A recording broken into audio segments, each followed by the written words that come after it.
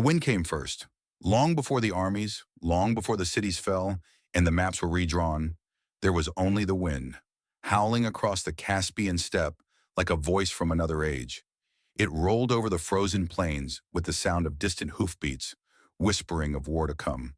Somewhere within that endless gray expanse, a lone rider pushed forward beneath a sky bleeding crimson with dawn. No chronicle mentioned his name. No monument marked his passing. Yet in time, kingdoms would crumble at the echo of his gallop. His name was Baiju, and he was still a shadow. The Mongol Empire in the early 13th century was a living storm. It had risen like a tide from the steppes of Mongolia under Genghis Khan, and now stretched from the shores of the Pacific to the edges of Eastern Europe. The world was divided not by oceans or mountains, but by whether one paid tribute to the Mongols or awaited their wrath.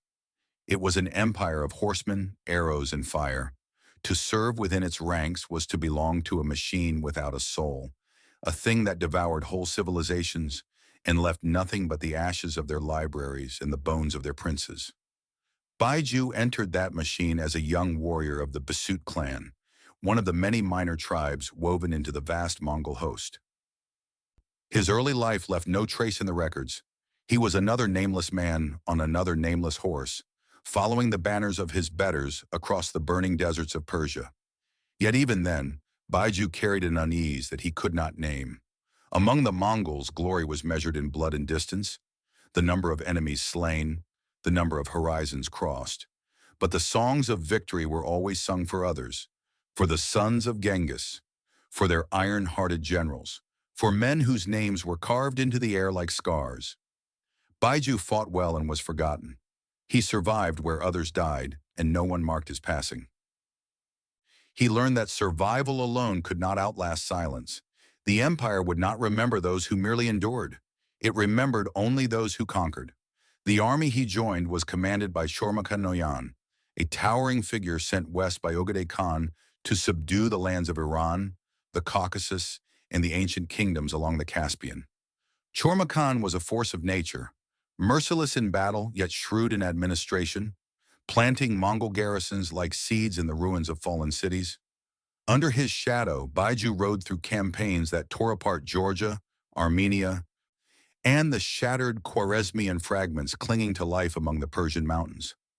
The sky was often black with smoke. Villages became cemeteries overnight. The air carried the sweet, sick rot of bodies left unburied in the sun. Baiju rode through it all in silence, his face unreadable. He was a sword with no name engraved upon the blade. The steppe bred men without childhoods, and Baiju was one of them.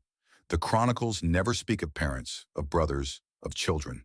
He left no line of descent and none claimed him. Perhaps that was why he rode with such cold fury, because he belonged to nothing. And nothing would claim him unless he carved a place for himself into history. The Mongol army valued such men. They did not weep. They did not hesitate. They were shadows moving at the edge of the firelight, silent until they struck. For a time, the machine consumed the world without pause. The Mongols smashed the walls of Tbilisi, stormed across Azerbaijan, and carried off Armenian nobles as hostages to the camp of Chormakhan. Baiju learned how to encircle an enemy like a tightening noose, how to lure them with feigned retreats and destroy them when they broke formation, how to starve cities from the countryside inward until their defenders gnawed their own belts for food. He mastered war as an artisan masters his craft, not from love, but from hunger. Yet no song carried his name back to Karakorum. The imperial court saw only Chormakhan's victories, never the men who bled to win them. Baiju began to wonder if he was fated to be forgotten, another ghost crushed into the mud beneath someone else's triumph. Then the storm faltered. In the winter of 1241, as the Mongol war drums rolled toward the gates of Europe, Chormakhan was struck by paralysis.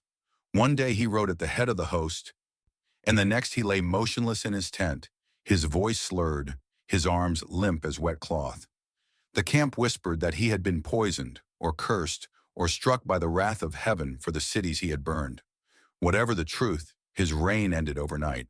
The Western army, the greatest force the Mongols had ever assembled in Persia, was left leaderless in the field. Captains quarreled for supremacy. Envoys galloped to Karakorum. each pleading to be named as Chormakhan's successor. The empire's western flank teetered on the edge of chaos. Baiju watched it all with the stillness of a hawk circling above the wreckage. He knew that hesitation was death. In the Mongol world, power did not wait for permission. It was taken, or it was lost forever. While the other commanders schemed, Baiju moved. He seized the treasury at the Mugan Plain camp, rallied Chormakhan's personal guard, and summoned the feuding captains under threat of annihilation. He promised stability, he promised spoils, and with an iron calm that masked the storm within him, he promised to carry the empire's banners farther west than any had dreamed.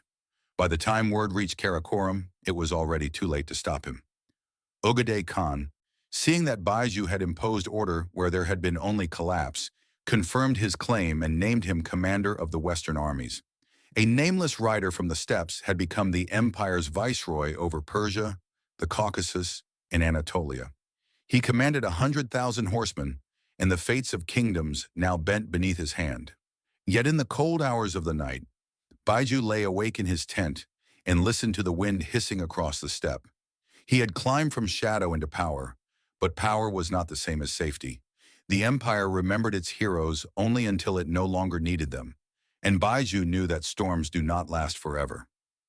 They either consume the world or they vanish into silence.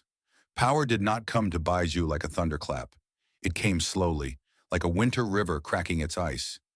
At first there was only silence, the stunned hush that followed Chormakhan's collapse. The mighty general lay rigid and half-paralyzed in his felt-lined tent, his once commanding voice reduced to slurred fragments.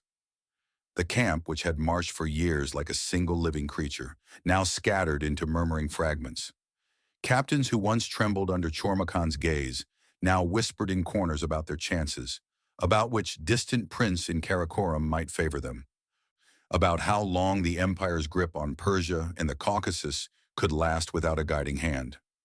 The Mongol machine had paused, and in that pause, Baiju saw not peace, but danger, a danger deeper than any enemy fortress. The empire could be killed from within by hesitation. He acted while others waited. He summoned Chormakhan's loyal guards and seized the camp treasury at Mugan, the beating heart of Mongol power in the west. He rode from barracks to barracks, his cloak stiff with frost, calling each squadron's captains before him. They came out of fear more than loyalty. They expected hesitation, perhaps even pleading.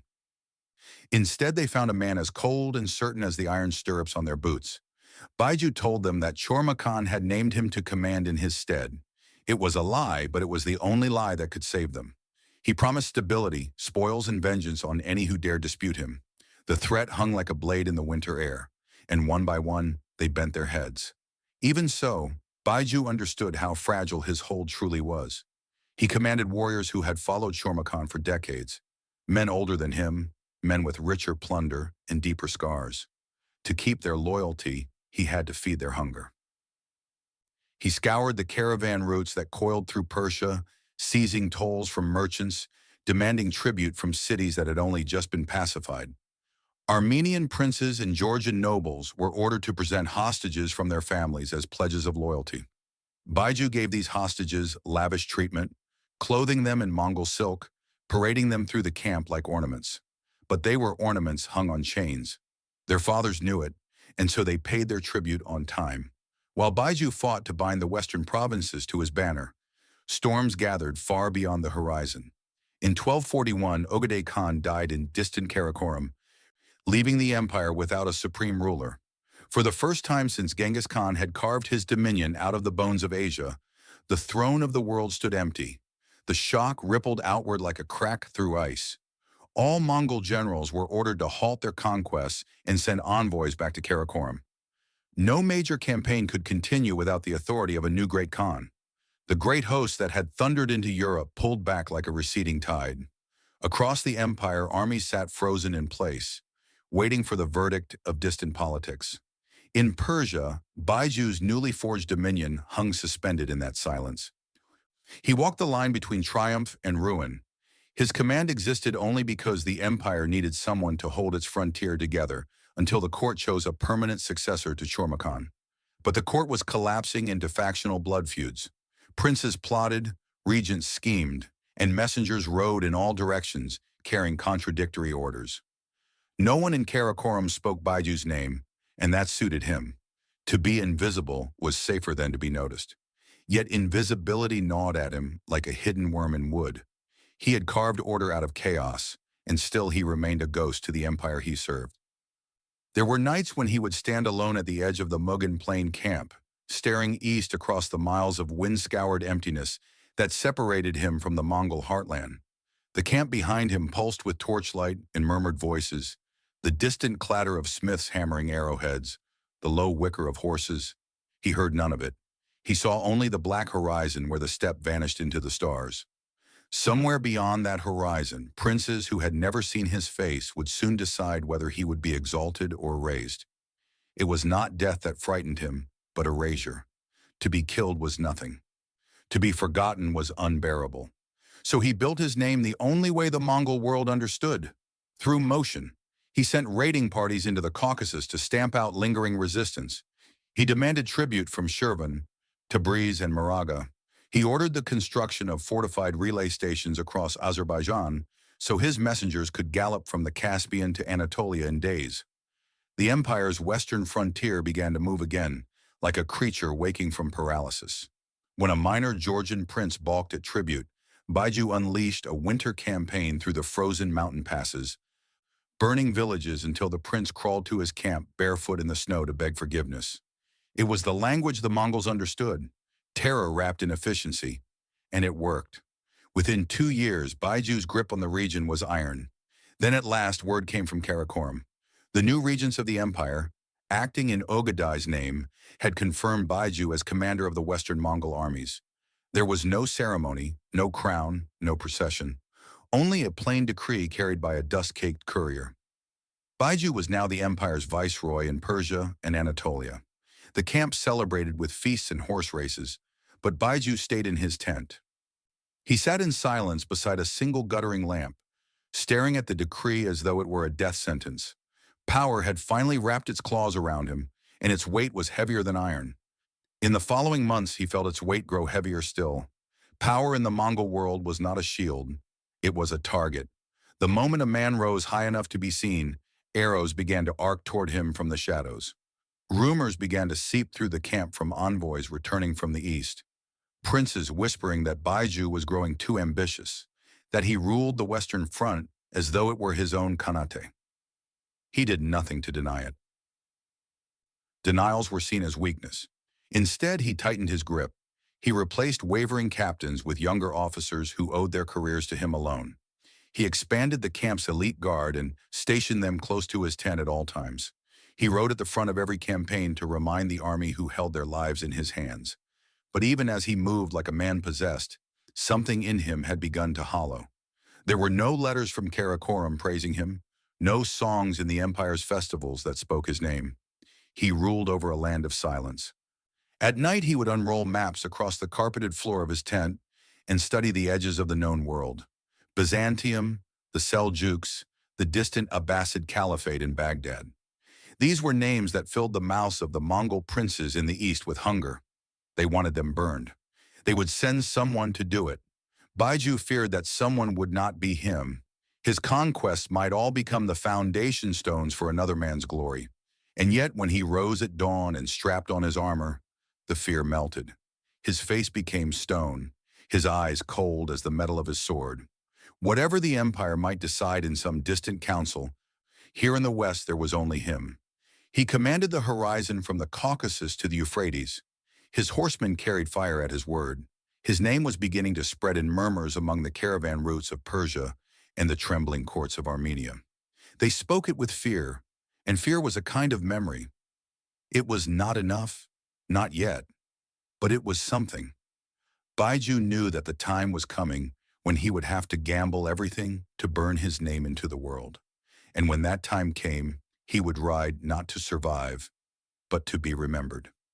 The mountains rose like jagged black teeth at the western edge of Baiju's dominion. Their ridges crowned with snow, even as the spring sun burned the plains below. Beyond them lay Anatolia, a land of stone fortresses and ancient bloodlines, of Seljuk sultans and Byzantine ghosts, of caravan cities fat on the trade of two continents. It was the richest frontier in the West, and it was watching him. The Sultanate of Rum had watched the Mongols tear across Persia and the Caucasus, had watched Armenia and Georgia kneel, and still it defied him. Their Sultan, Kai Khusraw the Senan, had sent no tribute. He believed the mountains would shield him, that Mongol arrows could not reach so far, that Baiju's empire was a storm spent on distant plains. Baiju knew better. He knew storms do not fade. They roll downhill. In the winter of 1242, he began to gather his host at the Mogan Plain. They came like migrating birds from the edges of the known world. Mongol cavalry hardened on the steppes, Turkic auxiliaries with lamellar armor rattling like scales, Armenian vassals seeking spoils, and siege engineers dragging their terrible machines behind oxen. Tens of thousands of horsemen massed on the flatlands as the snows melted, their camps spreading like a second city under the open sky. From a distance, it looked less like an army than a tide preparing to rise. Baiju stood at the heart of it, silent and unreadable, watching the horizon as though measuring the distance to destiny. They rode west when the passes cleared, arrows rattling in their quivers like locusts in dry grass. The first city to fall was Erzurum, the eastern bastion of the Seljuks. It was old and proud and unprepared.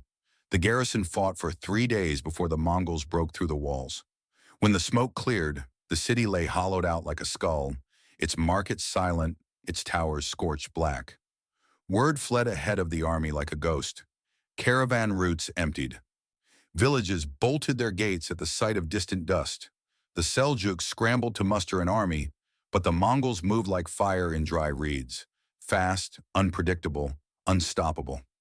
Kai Khusraw too gathered his nobles at Sivas. They argued whether to fight or to parley, whether to meet the Mongols in open battle or hide behind the mountain fortresses. Pride drowned caution. The Seljuk court had ruled Anatolia for generations.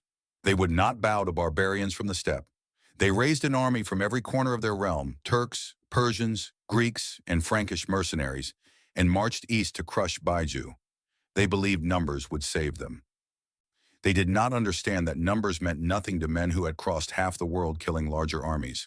The two forces met near Kosa Dagh, a rugged ridge in eastern Anatolia, in late June of 1243.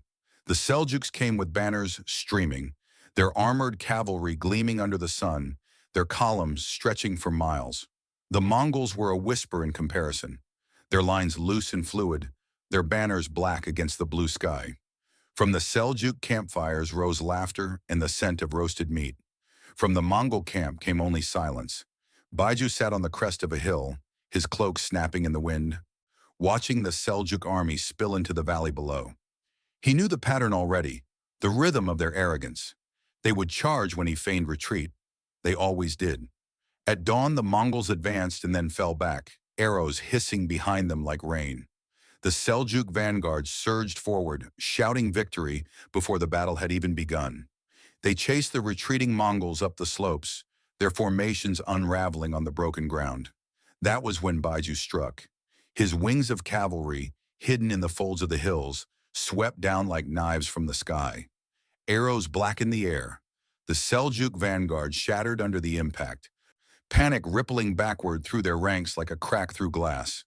The Mongols wheeled and struck again, and the valley dissolved into chaos. Horses screamed, banners toppled, and the Seljuk army, vast and proud, broke like a rotting dam. By nightfall, the field was silent except for the moaning of the dying. The Seljuk nobles had fled in every direction, leaving their soldiers to be cut down as they ran. Kai Khusraw himself abandoned his treasure and escaped with only a handful of guards. The great Seljuk army had ceased to exist in a single day. The victory was total. It was also terrifying. News of Kosa Dagh flew faster than any horse. It raced along the caravan roads to Constantinople, to Baghdad, to the courts of Europe. The richest kingdom of Anatolia had been humbled in a single stroke.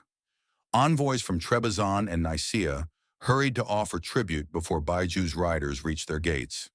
Armenia and Georgia tightened their chains of loyalty. The balance of centuries had collapsed overnight. Even the Seljuks themselves returned as supplicants, begging to be allowed to keep their throne as vassals. Baiju accepted their submission with cold detachment. It was not mercy. It was strategy. Dead kings paid no tribute. As the Seljuk envoys knelt in his camp, Baiju remained silent, his eyes distant. Around him his generals celebrated, drinking fermented mare's milk until their voices cracked the night air. They thought this victory would make them immortal. Baiju knew better. Victories did not make men immortal. They made them targets. In Karakorum, princes who had never seen Anatolia would now see him. They would see his power stretching from the Caucasus to the Aegean. They would see the fear in the eyes of foreign kings when they spoke his name, and they would begin to wonder how long he would remain content to serve. That night he walked alone along the ridge above the battlefield. The moonlight silvered the corpses lying tangled in the grass. Broken lances jutted like splinters from the earth. The air stank of blood and burnt silk. Baiju moved through it as though walking through a dream, his boots soft in the ash. Somewhere beyond these mountains, the world would remember this day as his triumph. But here among the dead, it felt like a tomb. He thought of the wind that had once howled around his nameless youth, and how it had carried him here, to the edge of history. He had wanted the world to speak his name. Now it would. And in that moment, he felt the first chill of fear, not of defeat, but of what victory would demand next. In the wake of Kusa Da, Anatolia lay stunned, like a stag brought down by a silent arrow. The Seljuk banners no longer fluttered over the high mountain passes. The caravanserais stood half empty, their courtyards echoing with the slow drip of melted snow. Where the Seljuk army had once assembled, there were only vultures circling over fields of forgotten armor. It was not conquest in the traditional sense. There had been no drawn-out sieges, no treaties carved in gold. It had been annihilation, sudden and surgical, and it had left the land hollow. Baiju rode through the ruins without expression. He accepted the Seljuk emissaries when they came crawling to his camp outside Sivas, robes torn, voices trembling. They offered gold, hostages, and an oath of submission to the empire of the great Khan. Baiju granted their petition not with triumph, but with the calm detachment of a man carving stone. The Sultanate of Rum would continue to exist, but only as a puppet. Kaikhosra, too, was restored to his throne, stripped of independence, bound by tribute and fear. The Sultan's treasury would flow east each year, a river of coin feeding the Mongol war machine. The Mongols demanded no ceremonies, no alliances, no bonds of honor, only obedience. To the courts of Europe, it seemed that Anatolia had merely changed masters. To Baiju, it was something darker. The moment he crossed from destroyer to ruler, conquest was simple, clean, almost mathematical. You rode fast, struck hard, burned what resisted, and rode on. Ruling was different. Ruling was rot and whispers and sleepless nights. He moved his camp to the Mugan Plain, the center of the Western Mongol administration, and began to reweave the web of power Chormakan had left behind.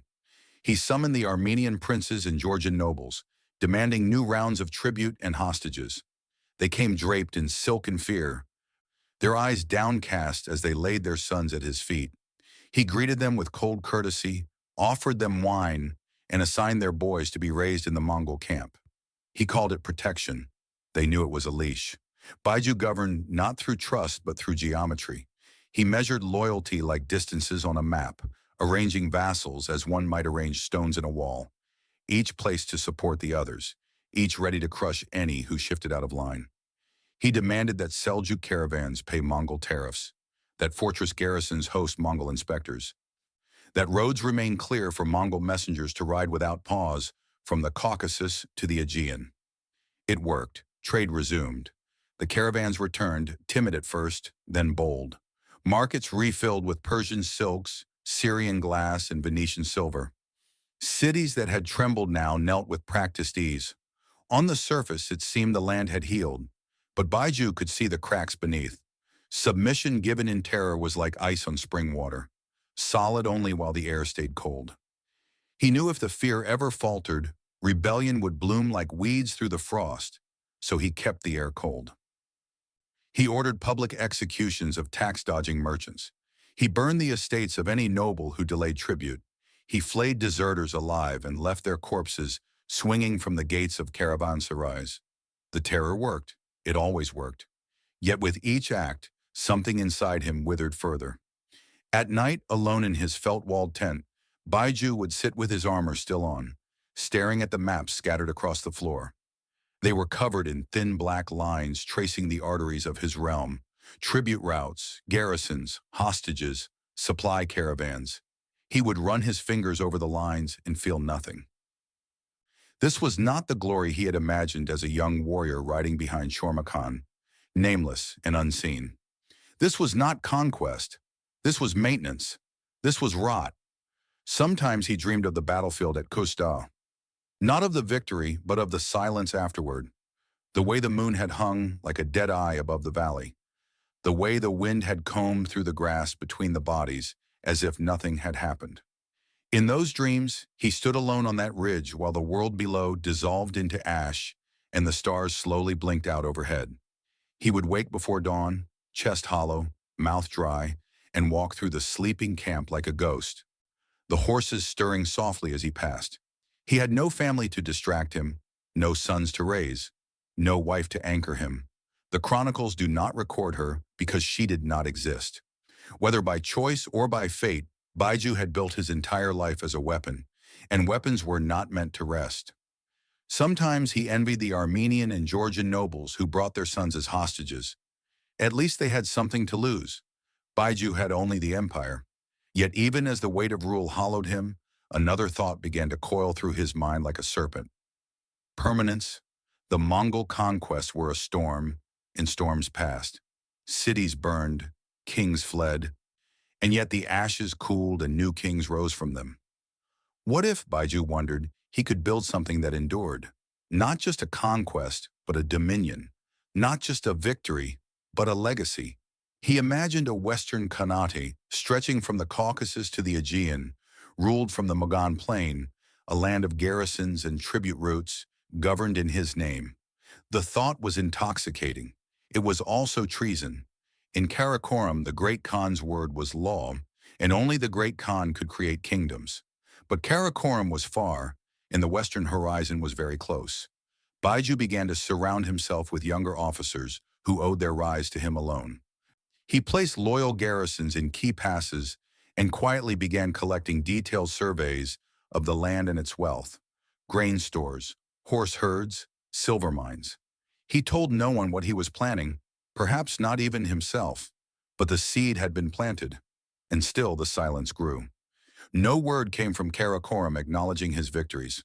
No praise, no songs, no gilded gifts. He was the man who had broken Anatolia, and the empire did not care. It wanted him to hold the land together until someone more important arrived to claim it. That knowledge burned colder than any winter wind. By the end of 1246, the Baiju had reshaped the western frontier into a glittering cage of obedience. The roads were safe, the markets rich, the tribute punctual.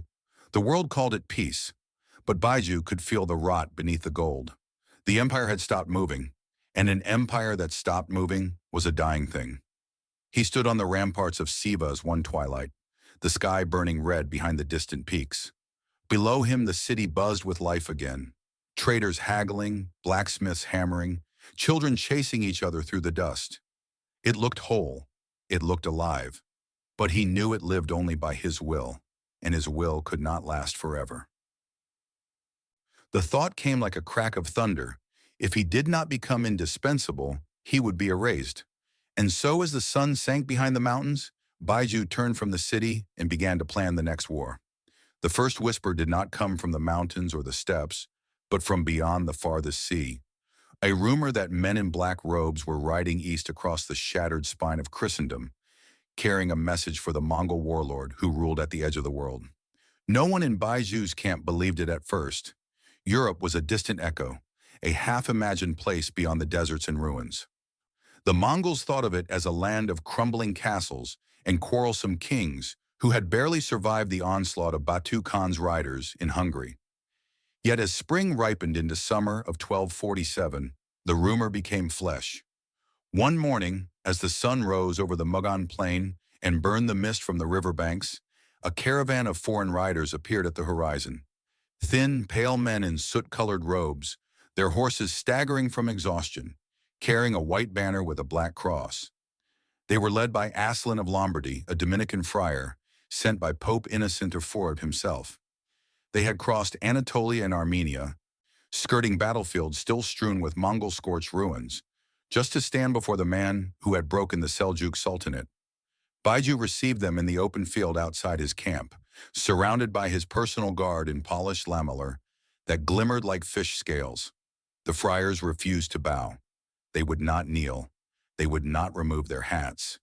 They claimed they were ambassadors of the Holy Father, and no Christian should kneel to a pagan. The Mongol court interpreters translated their defiance with visible discomfort. The air itself seemed to tighten. In the Mongol world, to stand upright before a commander was to challenge him. The guards shifted their hands to their sword hilts. Baiju sat very still on his horse, his eyes cold as river stones. He said nothing. When he finally spoke, his voice was flat and hard, like an arrow sliding from its quiver. If the Pope wished to avoid destruction, he must come himself to the court of the great Khan, kneel 3 times, and offer tribute as all the world's rulers must. If he did not, then the Mongols would come west again, and this time they would not stop at Hungary. The friars left shaking with fury. Yet they carried with them 2 of Baiju's chosen envoys, a Muslim named Ibeg and a Christian named Circus, charged with delivering his words to the Pope in person. The message was blunt and merciless: submit or be destroyed. It was the first collision of 2 worlds that had only glimpsed each other through the smoke of burning cities, and it would be Baiju's undoing. News of the meeting traveled faster than the envoys. It slithered east through caravanserais and post stations, reaching the Mongol capital at Karakorum, just as the empire's great families gathered to decide the future. Ogadai Khan had been dead for years, and the regency had withered into chaos. Now Guyuk, Ogadai's ambitious son, had seized the throne. Guyuk saw enemies everywhere, especially among commanders who had grown powerful far from his sight. Baiju, who ruled the western frontier like a Khan in all but name, was precisely the kind of man he feared. The decree came like a blade in the dark. Guyuk announced that Baiju was to be removed from command. His replacement, Eljigidei, was already on the road from the east. There was no explanation, no accusation, no trial.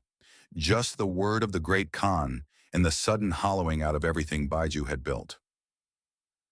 He received the decree in silence. His guards watched him closely, perhaps expecting an explosion of rage. Instead, Baiju dismissed them with a gesture and walked alone into the dusk. The sun was sinking behind the Mugan hills, casting the grasslands in a molten glow. He kept walking until the campfires vanished behind him, and the night closed like a curtain. For the first time in years, there was nothing under his feet. No army, no command, no future. He thought of all the things he had burned to build this empire of obedience. The cities leveled, the hostages taken, the fear cultivated like a poisonous garden. It had all been for nothing. In Karakorum, his victories were not history. They were noise, and the empire had turned the volume down. He had carved order out of chaos, and now chaos had reclaimed it with the stroke of a pen. Something inside him cracked, not loudly, not visibly, but cleanly, like ice splitting underfoot. For days he barely spoke. He sat alone in his tent, unshaven, armor still buckled on, as if he feared it would vanish if he removed it. Messengers arrived with reports from Anatolia and the Caucasus. He waved them away. The Mugan camp began to rot without his hand on its reins. Discipline frayed.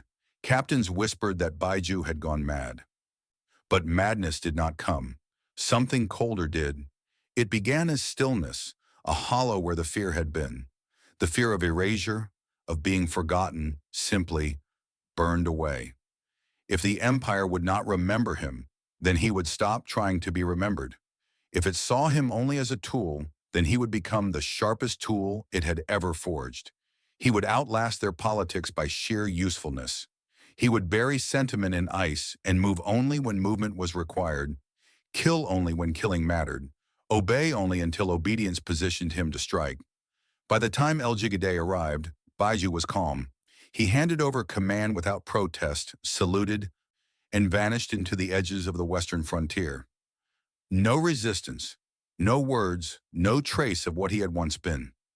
Then, just as quietly, the empire devoured its new favorite. In 1251, Guyuk died, and Munka, a grandson of Genghis through another branch, seized the throne in a purge of stunning brutality. El-Jigadeh was accused of plotting treason and executed. His allies were cut down like diseased cattle. When the smoke cleared, a messenger rode to the western frontier carrying a simple order. Baiju was to resume command of the Mongol armies in Persia and Anatolia. He returned to the Mugan plain like a revenant. The officers who had whispered of his downfall came trembling to bow at his feet. He spoke little. His face was carved from stone. The Baiju who had once burned with the desperate need to be remembered was gone. In his place stood something colder, harder, emptier, a man who no longer feared being forgotten because he no longer cared to be remembered. He would serve until he broke, and if the empire buried him afterward, it would do so in silence. Baiju had become exactly what the Mongols most valued, a weapon. When Baiju returned to command, it was as though the land itself had been holding its breath. The Mugan plain greeted him with silence. No drums, no banners, no festival fires. Only the wind moved across the endless grass. The camp he had once shaped like a clenched fist now sagged at the edges, its streets crooked, its guard posts dull-eyed and careless. The western frontier had been adrift during his exile, drifting toward rebellion like a tethered horse gnawing at its rope. Baiju stepped into that decay without ceremony. He rode through the camp at dawn, his armor blackened, his eyes as cold and still as iron. Soldiers who had forgotten their fear found it returning like the ache of an old wound. Within a week, he had replaced half the captains, restored the supply routes, and ordered the execution of 2 tax officials who had embezzled from the caravan levies. It was as though the silent figure who had once ruled this place had risen from the dead and found no patience for the living. Yet this resurrection carried no triumph. If the Baiju of old had ruled like a hawk, sharp-eyed and restless, the new Baiju ruled like a glacier. He spoke little, moved rarely, and struck only when striking was inevitable. Emotion no longer flashed across his face. His closest aides said he seemed carved from the same gray stone that lined the Caspian shore. Perhaps it was true. Whatever fire had once driven him to be remembered had burned out in his exile. What remained was colder, harder, more enduring, and he endured. In 1252, he rode north into Georgia with the speed of a falling blade, smashing a rebellion that had flickered to life among the mountain principalities. The Georgian princes had grown complacent in his absence, imagining the empire had forgotten them. Baiju reminded them. He burned their strongholds, scattered their armies, and returned to Mugan with their sons riding behind him in chains. In Armenia, he summoned the nobles to kneel and renew their oaths, watching their trembling hands as they touched their foreheads to the earth. He sent riders through the Seljuk vassal states to collect overdue tribute, their saddlebags heavy with silver and silk. Order returned to the western frontier, swift and absolute, but order was not enough. In the evenings, as the summer wind hissed through the grass outside his tent, Baiju would unroll his maps across the carpet and trace his fingers southward, past the mountains, past the Euphrates, into the heart of Mesopotamia. There, wrapped in golden legend and arrogance, lay Baghdad. The Abbasid Caliphate had ruled there for 5 centuries. Its name a talisman even in distant courts. Its markets overflowed with spices and pearls. Its libraries glittered with the wisdom of 1,000 years, and its caliphs still spoke as though their words shaped the fates of nations. They had sent no tribute. They had acknowledged no Mongol overlord. To Baiju, this was more than defiance. It was a flaw in the geometry of the world. The empire was supposed to be a single, unbroken arc from the Yellow Sea to the Black, a bow drawn to its full span. Baghdad was the place where that arc sagged, the knot in the cord that spoiled the tension. As long as it stood untouched, the Mongol dominion in the west was incomplete, unfinished, untrue. He began to dream of Baghdad's fall. He imagined the black domes collapsing like extinguished coals, the caliph dragged through his palace gardens in chains, the Tigris running red with ink and blood.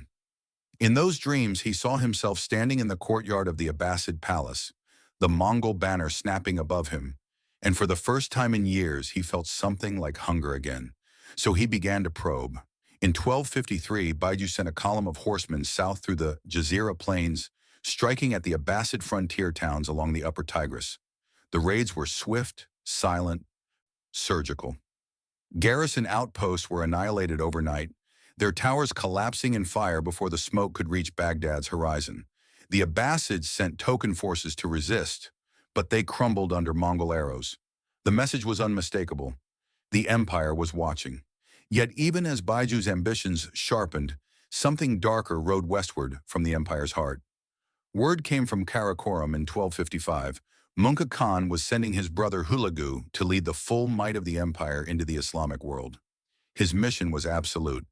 He was to annihilate the assassins of Persia, crush the Abbasids, and bring all the lands of the Crescent under Mongol dominion. He would march with an army larger than any Baiju had ever commanded, perhaps larger than any the Mongols had ever assembled. And Baiju was ordered to support him. The decree reached him like a nail through the chest. It was not phrased as a demotion, but he knew what it meant. He had rebuilt the western frontier from ashes, ruled it as his own, dreamed of carving his name into its stones.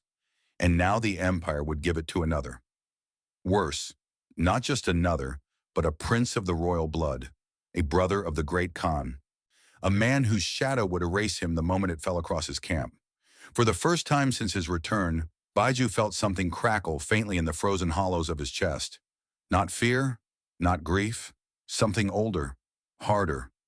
The instinct of a wolf watching another wolf descend from the ridge to claim his kill. He said nothing. He showed nothing. He continued his raids, tightened the tribute lines, and drilled his armies as if nothing had changed. But in the dark hours before dawn, when the campfires burned down to embers, Baiju would walk the perimeter of his camp alone. The horses shifted and snorted as he passed. The stars above the Mongol plain were sharp and cold as broken glass. He would look east toward the unseen horizon where Hulagu's banners were rising, and he would wonder if this was how a storm felt when it saw the larger storm rolling toward it. For years he had been the empire's edge. Now he was about to become part of someone else's blade. The first signs were not armies but tremors. Messengers galloped in from the east, their horses lathered, their eyes wide from the endless ride.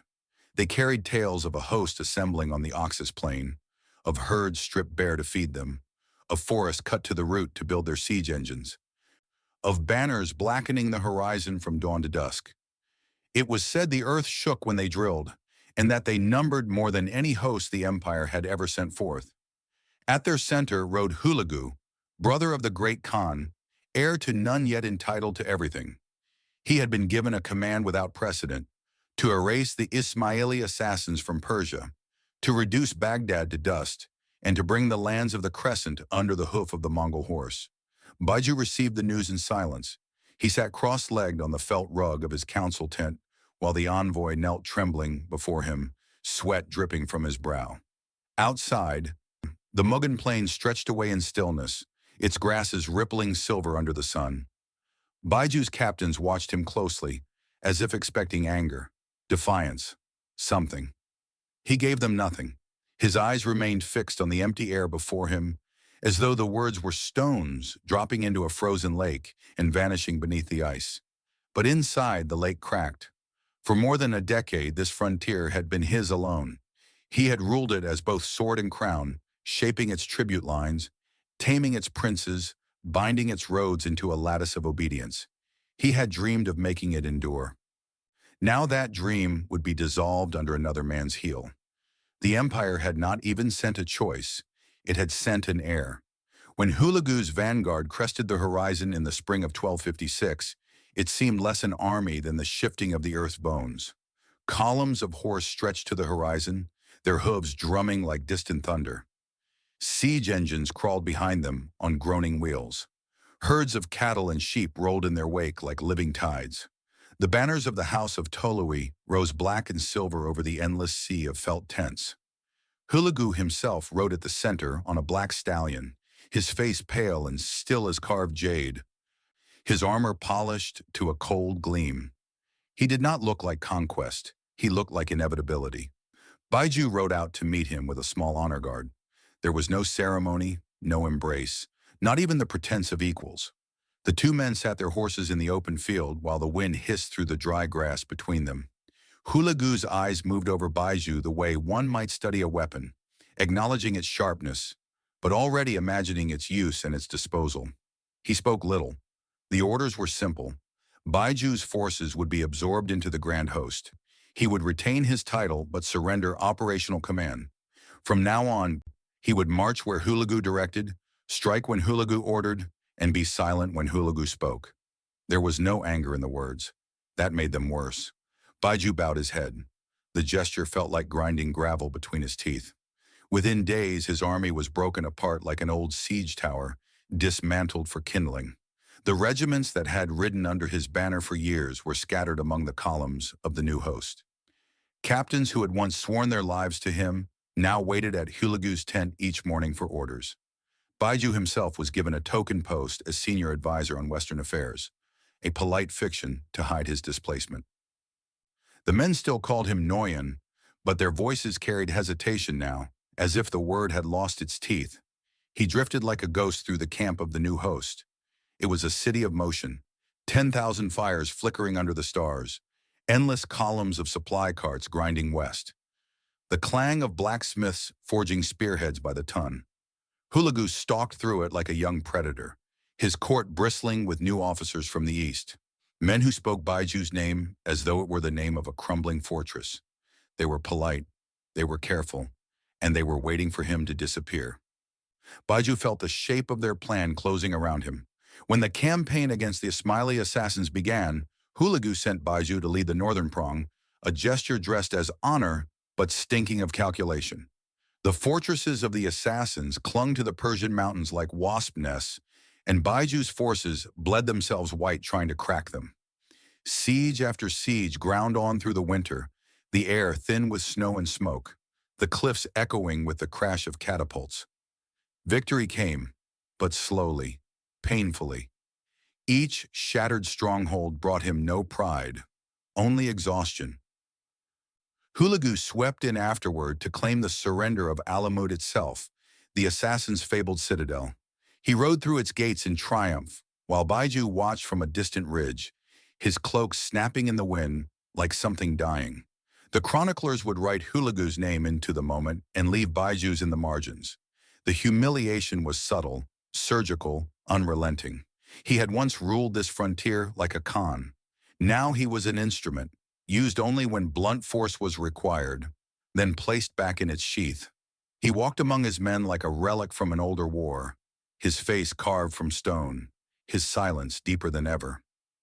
At night he sat alone in his tent, staring at the lamplight flickering on his armor, listening to the distant drums of Hulagu's court. The world was moving without him, and it no longer needed to remember who had made it move in the first place. Still he obeyed.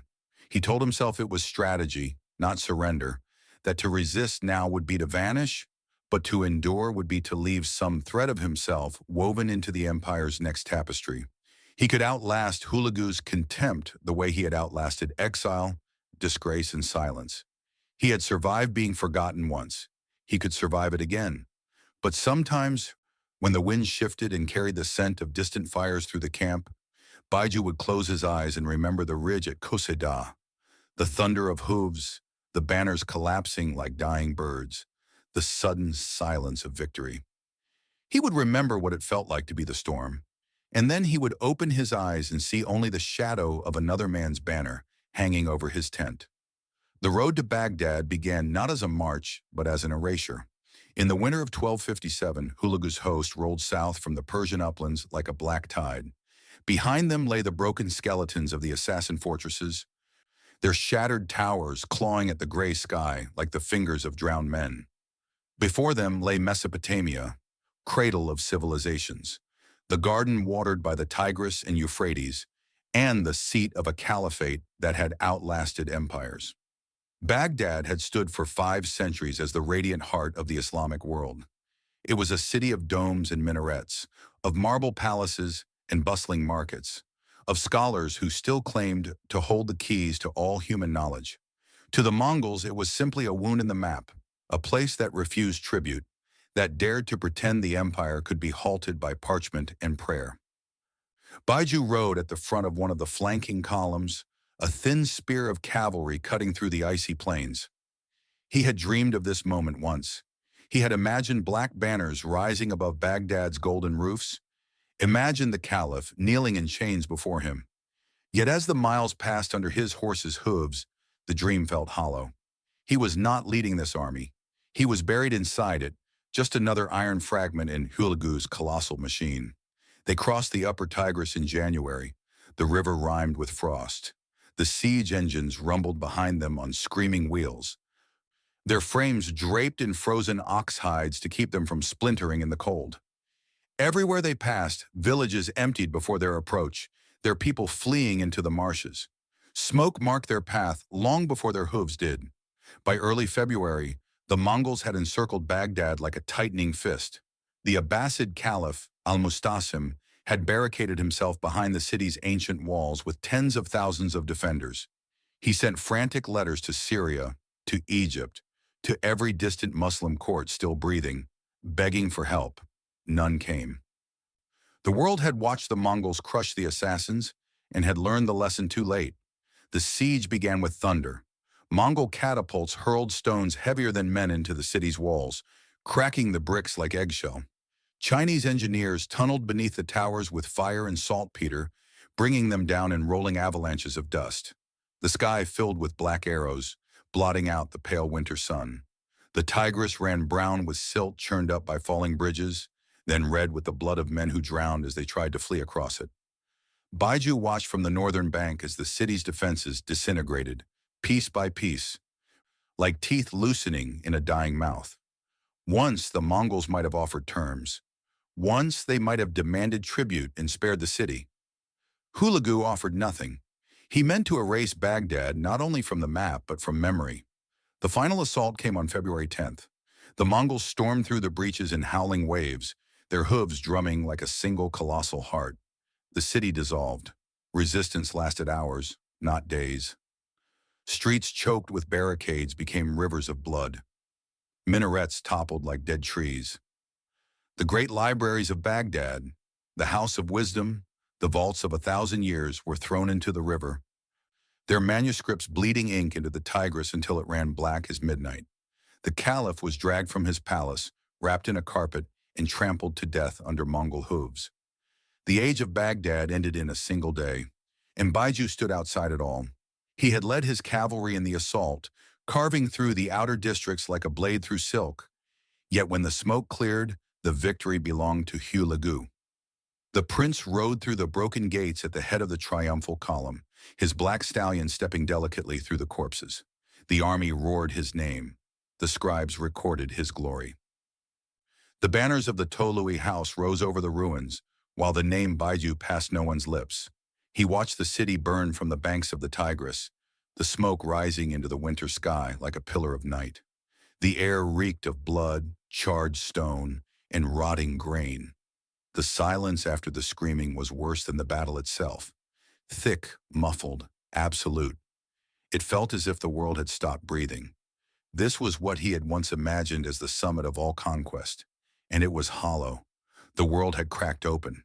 An empire had died, and he felt nothing. Baiju understood, with the quiet clarity of a knife sliding through silk, that he had ceased to be the storm. He was no longer the edge of the empire, no longer its voice or its hand. He was just weight, just motion, just another part of a machine that would grind on long after his bones turned to dust. Somewhere beyond the fires, Hulagu's heralds were already proclaiming the birth of a new empire, the Ilkhanate, that would rule all the lands of the Crescent from Persia to Anatolia. It would carry Hulagu's name into the future. It would erase Baiju's completely. He stood on the river bank until night swallowed the ruins, until the glow of the burning city dimmed, and the cold crept back into his bones.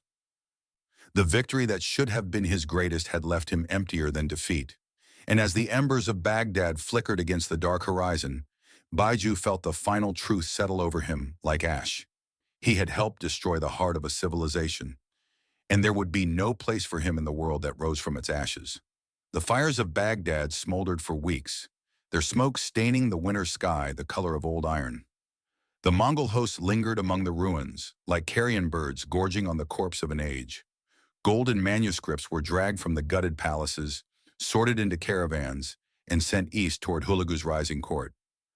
The caliph's gardens were trampled to mud beneath the hooves of Mongol warhorses.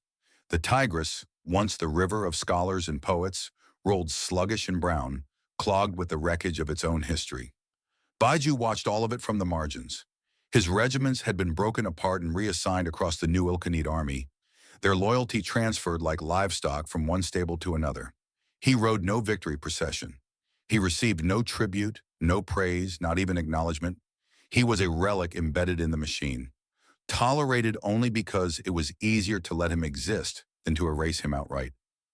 The soldiers who had once roared his name now saluted him with the distant caution reserved for ghosts. The first whispers came quietly. They seeped through the camp like smoke. Murmurs that Baiju had hesitated during the siege, that his northern column had held back from the decisive assault, that he had secretly corresponded with the Abbasids in the final days.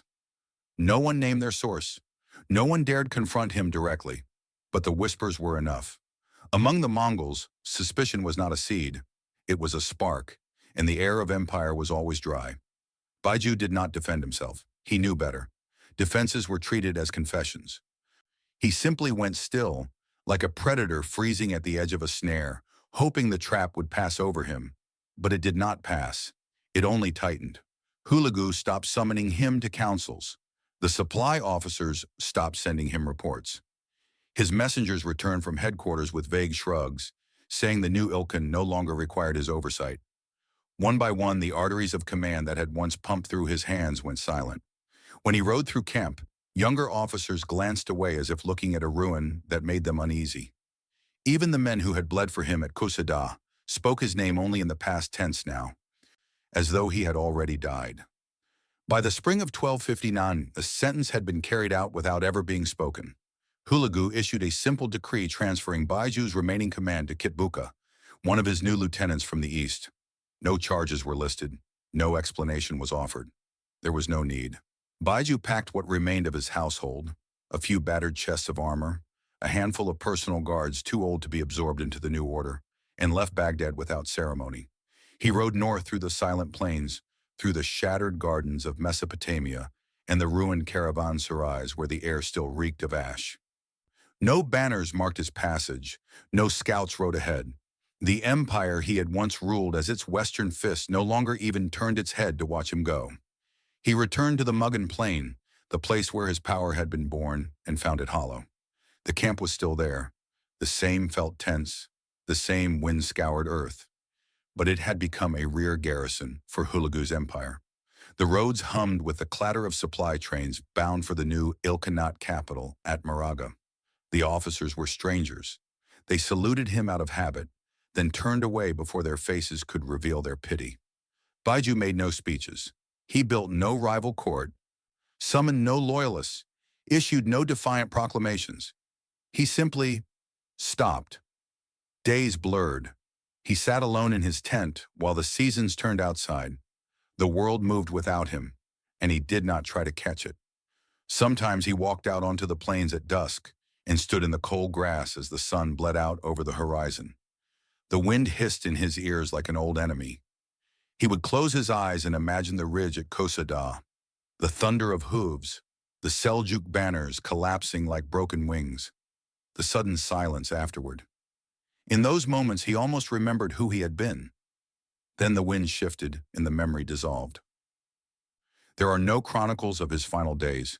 No messenger recorded the moment he died, or where he was buried, or if he was buried at all. Some later accounts claimed Hulagu had him quietly executed, his body left unmarked among the stones. Others said he simply wasted away in obscurity, a man who had conquered kingdoms and was forgotten before his bones cooled. Whatever the truth, the silence swallowed him whole. The empire that once trembled at his name spoke it no more. The roads he had carved filled with the hoofbeats of other men. The vassals he had forged knelt to new masters. The lines he had drawn on the map were redrawn and redrawn again until his handprint vanished entirely. Baiju Noyan had once ruled the western horizon of the Mongol Empire like a living storm. Now he was only wind. Long after Baiju vanished, the empire he had held together like bone splints continued to march. The Ilkhanate rose on the ruins of Baghdad, its palaces glittering with the plunder of half a continent. Hulagu sat on a throne of carved ivory in Moraga, wearing the diadem of a king while chroniclers etched his name into the spine of history. Cities Baiju had once burned were rebuilt under new governors. Roads he had carved with fire became the quiet arteries of commerce. The empire forgot they had ever been his. In the east, the great Khanate turned its gaze to China. Kublai rose and claimed the mandate of heaven, crowning himself as emperor of the Yuan and dragging the heart of Mongol power far from the plains where Baiju had once ridden. The steppes that had spawned him faded into the empire's outer shadow, and with them, the memory of the man who had carried its banners to the edge of the Mediterranean. There were no monuments. No stone bore his name. No descendants rose to defend his legacy, because he had left none.